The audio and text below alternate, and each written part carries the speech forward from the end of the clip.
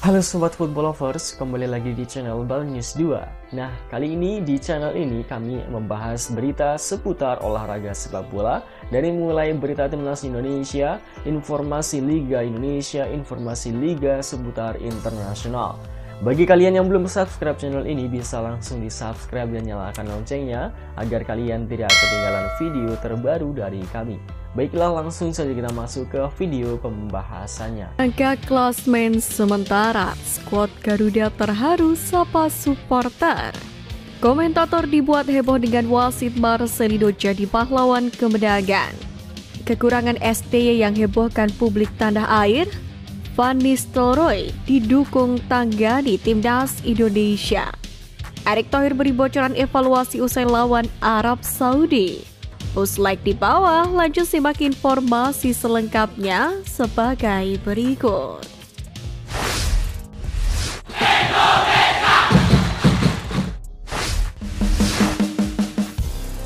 Komentator dibuat heboh dengan wasit, Marcelino jadi pahlawan kemenangan.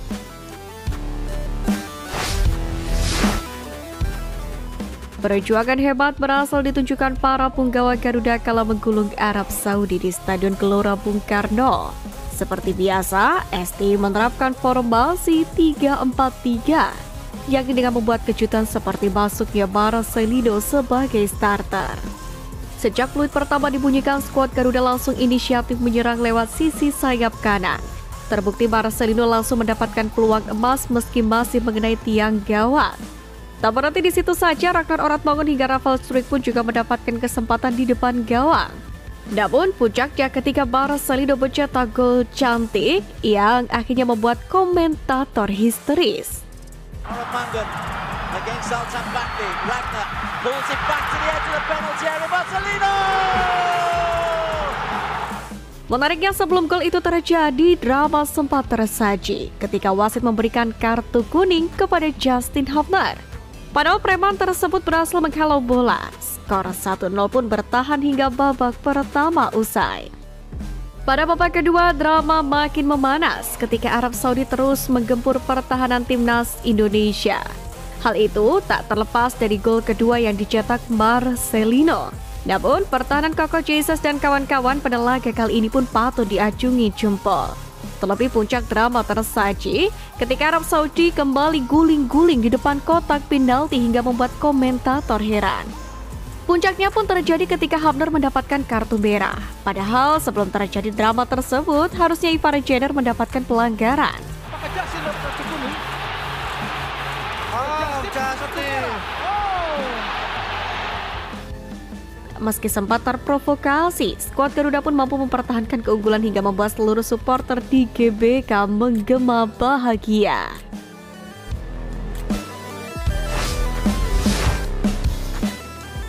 Merangkak klasmen sementara, skuad Garuda terharu sapa supporter.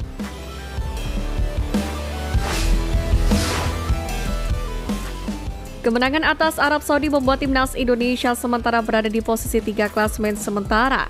Meski sempat diragukan usai kalah lawan Jepang, hasil itu tentu menjaga asa peluang tim merah putih untuk setidaknya finish di posisi 4 besar.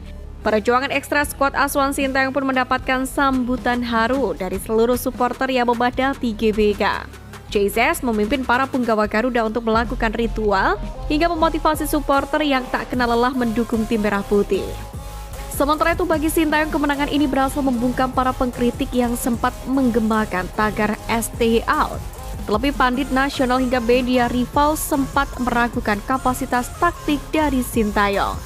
Namun history maker tetap patut disematkan kepada pelatih asal Korea Selatan ini. Sebab Sintayong berhasil membawa timnas Indonesia meraih kemenangan perdana dalam sejarah lawan Arab Saudi. Kendati demikian, kini perjuangan skuad Garuda masih panjang. Masih ada 4 laga sisa yang membuka asa untuk lolos Piala Dunia 2026. Dengan hasil ini, evaluasi masih harus tetap dilakukan. Dan mari terus dukung perjuangan tim merah putih menuju level tertinggi sepak bola dunia.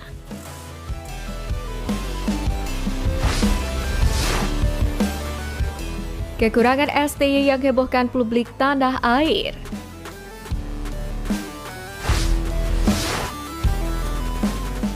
Pertama, tak bisa bahasa Indonesia.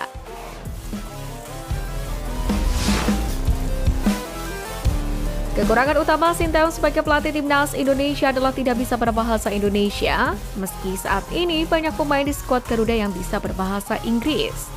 Namun demikian, komunikasi yang terjadi tidak hanya sebatas pada pemain, tapi juga para staf dan manajemen skuad Garuda, termasuk petinggi PSSI dan juga berkomunikasi dengan klub-klub lokal tanah air. Hal ini pun menjadi sorotan utama netizen Indonesia, meski beberapa waktu lalu Sinteyong mengaku akan memulai belajar bahasa Indonesia.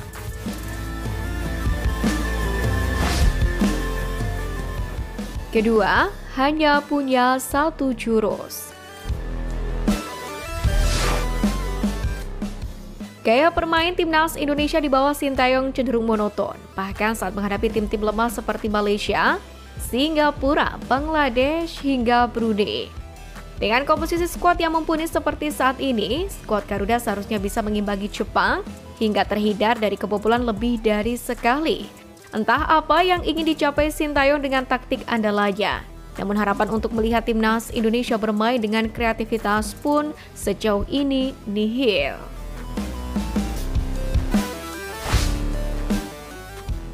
Ketiga, keras kepala. Pria keras kepala ini berkaitan dengan sikap Sinteyong kepada sejumlah pemain timnas Indonesia yang saat ini keberadaannya tidak di dalam skuad merah putih, seperti Elkan Bagot, Sadil Ramdhani, hingga teranyar Eliando Reinders. Selain itu, pemilihan taktik Sinteyong juga tidak bisa diintervensi.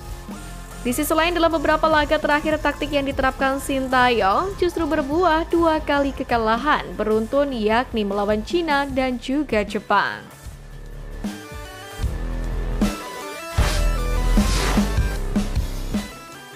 Van Nistelrooy didukung tangani timnas Indonesia.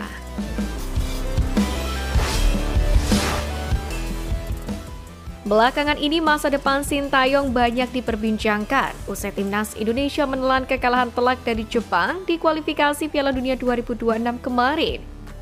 Dalam hal ini, tuntutan agar Sinteyong mundur atau dipecat pun menggema, segera disuarakan Bung Toel yang memang sering mengkritik pelatih asal Korea Selatan ini. Tak berhenti di dalam negeri, media asing pun turut menyoroti kondisi Sinteyong. Beberapa di antaranya bahkan sudah berandai-andai siapa pengganti jika dipecat. Publik Vietnam lewat salah satu media lokalnya Soha.vn pun menyebut mantan manajer interim Manchester United, Ruud van Nistelrooy, bisa menggantikan posisi Sinteyong. Dalam ulasannya, Van Nistelrooy yang saat ini masih menganggur diprediksi bakal segera direkrut oleh PSSI dan melakoni debutnya bersama timnas merah putih di Piala AFF. Dalam hal ini, menurut Soha.vn, Van Nistelrooy dirasa sangat cocok menukangi skuad merah putih. Tentunya dengan kemampuan bahasa Belandanya. Ini dianggap linier dengan kondisi saat ini yang mayoritas pemain keturunan di skuad Garuda berasal dari negeri kincir angin dan bahasa menjadi kendala bagi STY. Meski begitu, Van Nistelrooy bukan satu-satunya kandidat pelatih asal Belanda untuk menukangi timnas Indonesia saat ini. Ada pula Frank de Boer, Erik ten Hag, sampai Michel van de Gaag turut disebutkan sebagai pengganti Sinteyong. Menarik dinantikan kejutan apa yang akan muncul. Tentu ini sebuah keputusan yang perlu dipikir, bahkan ditimbang dengan bijaksana oleh federasi. Mengingat STY juga baru saja menaikkan perpanjangan kontrak hingga 2027.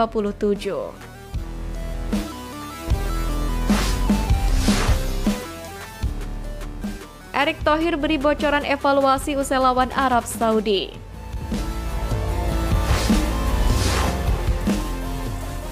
Pertandingan panas baru saja kita saksikan di SUGBK, mempertontonkan dua kesebelasan antara timnas Indonesia versus timnas Arab Saudi yang berjuang habis-habisan untuk merengkuh 3 poin untuk keberlangsungan nasib mereka di putaran ketiga ini. Banyak hal terjadi di atas lapangan hijau. Namun satu hal yang pasti, timnas Indonesia telah memberikan yang terbaik untuk merah putih. Dalam hal ini, Ketum PSSI menyebut evaluasi timnas Indonesia usai menghadapi Arab Saudi tidak akan spesifik ke individu.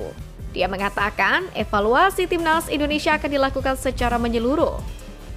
Hal ini dia katakan untuk menepis kabar dan anggapan bahwa evaluasi tersebut akan secara khusus membahas masa depan pelatih Sinteyong di timnas Indonesia.